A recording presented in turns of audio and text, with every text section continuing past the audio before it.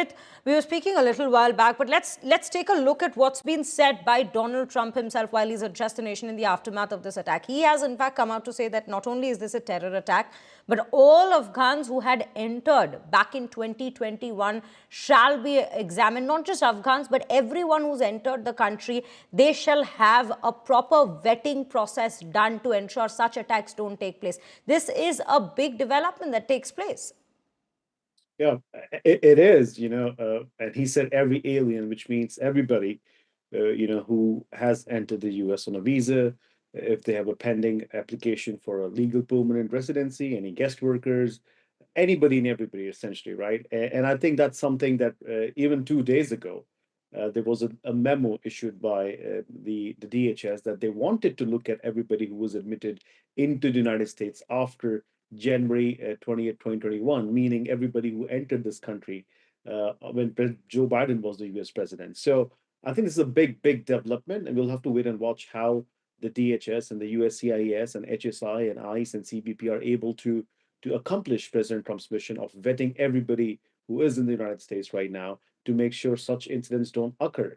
And also the fact that, Rahmanullah, we're still trying to figure out if he got into the US on parole or was it a special immigrant visa that was given under President Joe Biden. So either ways, I think, he's pretty confident. He said DHS knows that this guy apparently entered the United States in 2021, a foreign national from Afghan. He went on to describe Afghanistan as a hellhole. You don't usually see President Trump, saying that, at least not publicly. So he's very furious, and I think he wanted to ensure to every Americans that this should not happen, especially foreign nationals entering the United States should not be able to get firearms and carry out such attacks. So I think very serious message from President Donald Trump. Absolutely, Rohit. Rohit, just stay with us. Let me quickly take our viewers through some more breaking news that's coming in. Viewers, this is what we are learning and picking up at this point. This is U.S. Homeland Security Chief who's come out to blame Biden's policy. Secretary Kristi Noem, who has come out to say that the attacker was unvetted, paroled into the United States. It's a big statement that's coming in from Kristi Noem at this given point.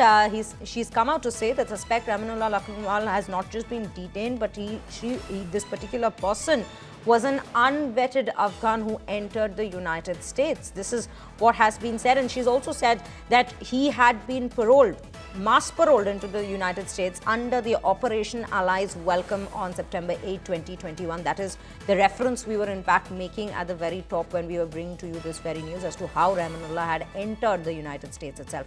I'll go back to my colleague Rohit at this given point. Rohit, as we speak at this point, the conversation has turned towards that very operation that had been that had taken place under Biden's regime, and where all Afghans who were at risk, it was not just US personnel who were in service in Afghan, who were stationed providing service in Afghanistan, but also those Afghans who were at risk who were brought to the United States. And roughly, if I remember the number, it was around 70,000 almost, the number of people who had come in from the country to the United States. And now we see one such person who had entered the United States back then has come out to conduct such a big attack in Washington, D.C., in the heart of Washington, D.C. That's indeed concerning at this point. Absolutely. Look, when President Biden made that decision back in 2021 to leave from Afghanistan, and we saw how that happened, and we still have those images how people were trying to leave Afghanistan. There were serious concerns that were mentioned during that time also about people who were trying to get on those flights. They evacuated a lot of Afghan people from Afghanistan, and Republicans had cushioned President Biden and his policies and the DHS policies at that point in time, making sure that anybody who comes to the United States should be fully vetted. Now, it turns out that if what Kristi Noem is saying is that this guy was not vetted, and his background was not done thoroughly. So it obviously raises concerns about the entire program that was run under President Biden's administration, and warrants further review, which is what President Trump said and announced that they will do. Also, the fact, which really I'm still unable to understand, how he was able to get this gun. I mean, some people are saying, and we have unconfirmed reports, that it was a revolver. He only had 4 bullets in it, and it was a targeted attack, meaning he knew that he was going to shoot this one person and the other one. He concealed himself before he could go and shoot this person. So it was very well planned by this person who is from the Washington state on the West Coast for him to fly out to DC and to do this. And, honestly, like trying to almost take life of these two people. I think it is shocking. And we'll have to wait and watch how President Trump and Kristi Noem and everybody else can go back and review those applications, which I think warrants, as I said, it definitely warrants that they do that now, so that things like this can be avoided in the future. And as President Donald Trump said, a foreign national coming out, two blocks away from White House, trying to do this, is not at all and will not be tolerated by any government in any part of the world. Rohit, what also raises concerns at this given point is the place where this attack took place. It's just a short distance away from the White House, which also brings into question, was this a preliminary warning attack of sorts that was conducted by this very individual? Was there a bigger plan that was involved, or that was planned by this very individual? Is he indeed associated with some organization, or was he acting alone? There are several questions that come to the forefront at this point, given that it's an attack on two National Guards that we're speaking of at this point. Absolutely unheard of, right? I mean, one thing that a lot of Americans take pride in the fact is, the homeland has not seen any terror attacks since 9/11.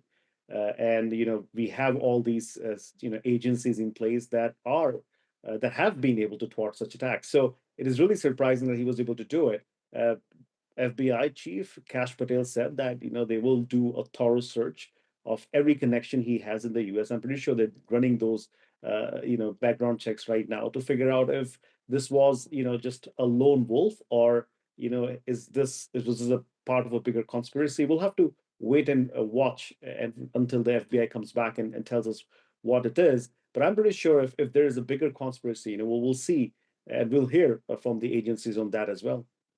So far, Rohit, speaking of this very person, the shooter, Rahmanullah Lakhmanwala, he's a Afghan national and he entered the country back in 2021. These are the details we so far have about him.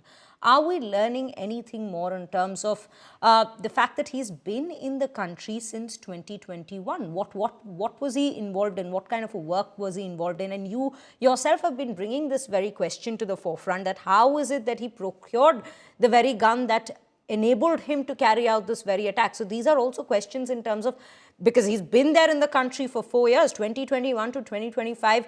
Was there a conspiracy that he was planning, a bigger thing that he was planning at this point? How did he carry this attack forward in the heart of Washington, D.C.? These are questions that are coming to the forefront.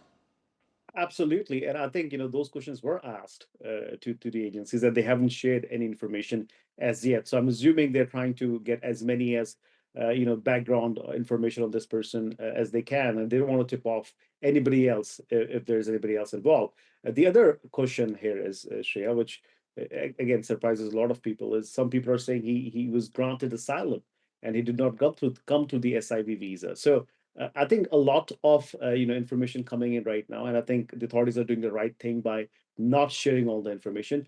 But what they have determined is that this person had planned this attack and he was not cooperating when he was apprehended, meaning that he wanted to hide his identity. He didn't want to talk, and maybe there are things that he's hiding, which we will find out in time. He's from Washington State, so there must be an alert in the FBI home office in Washington State, and we'll find out more once they do his home search and his online activity and what things he's done in the past, so that they could paint a full picture in front of all the Americans who are very shocked tonight.